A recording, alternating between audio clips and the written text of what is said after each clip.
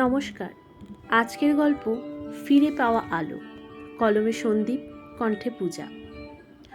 প্রায় ১.৫ বছর পর বাড়ি ফিরছে রোহিত।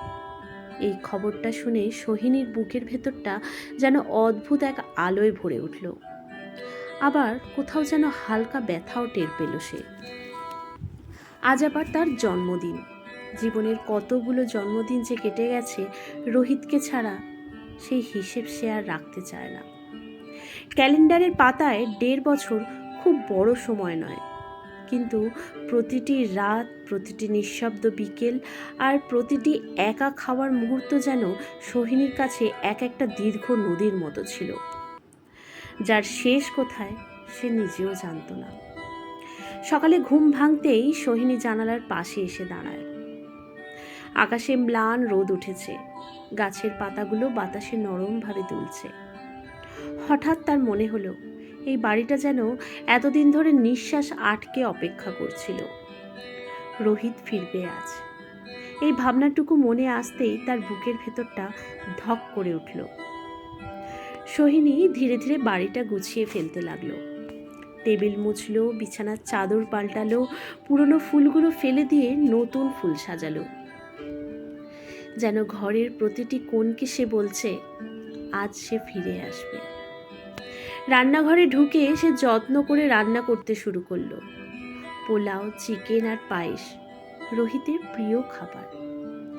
কিন্তু রান্না করতে করতে তার চোখ হঠাৎ ঝাপসা হয়ে এলো। কারণ এই একই রান্নাঘরে দাঁড়িয়ে কতদিন সে একা একা রান্না করেছে। টেবিলে দুজনের প্লেট সাজিয়েও শেষে একটাই প্লেট সরিয়ে রেখেছে। কত রাত ফোনের ওপাশে রোহিত বলেছে, খেয়ে নিস, দেরি করিস না। আর সে হেসে বলেছে, হ্যাঁ খেয়ে নিচ্ছি। কিন্তু ফোন কেটে যাওয়ার পরই সে হাসিটা মিলিয়ে গেছে। দীর্ঘ অপেক্ষার কষ্টটা তখন আরও তীব্র হয়ে উঠেছে। বিকেলের দিকে সোহিনী আলমারি খুলে দাঁড়িয়ে রইল। অনেক শাড়ির ভিড়ের মধ্যে থেকে সে বের করলো একটা লাল শাড়ি। এই শাড়িটা সে শেষবার পরেছিল রোহিতের সামনে ১.৫ বছর আগে। চুলগুলো আঁচড়াতে আঁচড়াতে সে আয়নায় নিজের দিকে তাকালো। সময় যেন তার চোখে একটু গভীরতা রেখে গেছে, কিন্তু সেই চোখেই আজ আবার নতুন আলো জ্বলছে। সন্ধ্যা নামতে শুরু করলো। ঘড়ির কাঁটা যেন আজ খুব ধীরে চলছে। হঠাৎ বাইরে গেটের শব্দ। সোহিনীর বুকটা কেঁপে উঠল। সে ধীরে ধীরে দরজার দিকে এগিয়ে গেল। হাতটা কাঁপছিল তার। দরজা খুলতেই সামনে দাঁড়িয়ে রোহিত। ক্লান্ত মুখ, কাঁধে ব্যাগ, কিন্তু চোখে সেই পরিচিত স্নেহ। দুজনেই কিছুক্ষণ কথা বলতে পারল না, শুধু একে অপরের দিকে তাকিয়ে রইল। মনে হলো ১.৫ বছরের সব অপেক্ষা, সব কষ্ট, সব নিঃসঙ্গতা এই এক মুহূর্তে এসে জমা হয়েছে। রোহিত মৃদু হেসে বলল, কি রে, এত চুপ কেন? সোহিনীর চোখ ভিজে উঠল।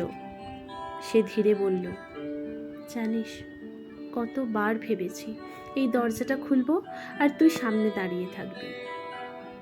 তার কণ্ঠ কেঁপে উঠল, কিন্তু প্রতিবারই শূন্যতা ছিল। এই কথাটা শুনে রোহিতের মুখের হাসি একটু থেমে গেল। সে ধীরে এগিয়ে এসে সোহিনীকে জড়িয়ে ধরল। সেই আলিঙ্গনটা ছিল দীর্ঘ, নিঃশব্দ এবং অদ্ভুত ধরনের উষ্ণ। মনে হলো যেন দুজনেই একে অপরের বুকের ভেতর নিজেদের হারিয়ে যাওয়া সময়টাকে খুঁজে পাচ্ছে।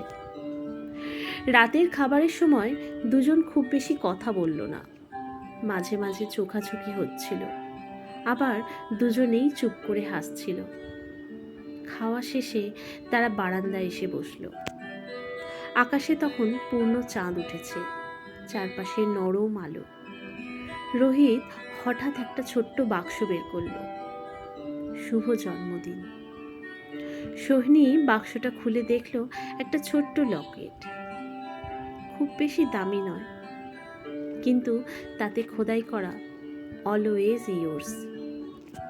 সোহিনীর চোখ দিয়ে জল গড়িয়ে পড়ল।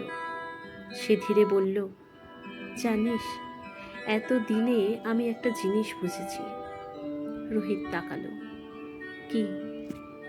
দূরত্ব ভালোবাসা কমায় না, শুধু অপেক্ষাটাকে গভীর করে দেয়।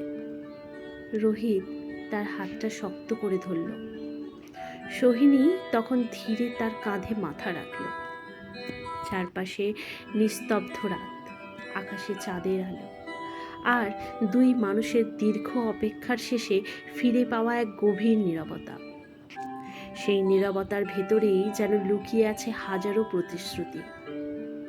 দীর্ঘদিনের একাকিত্বের পর সেই রাতটা শুধু একটি জন্মদিন নয়, সে যেন দুইটি হৃদয়ের আবার নতুন করে বেঁচে ওঠার রাত। নমস্কার।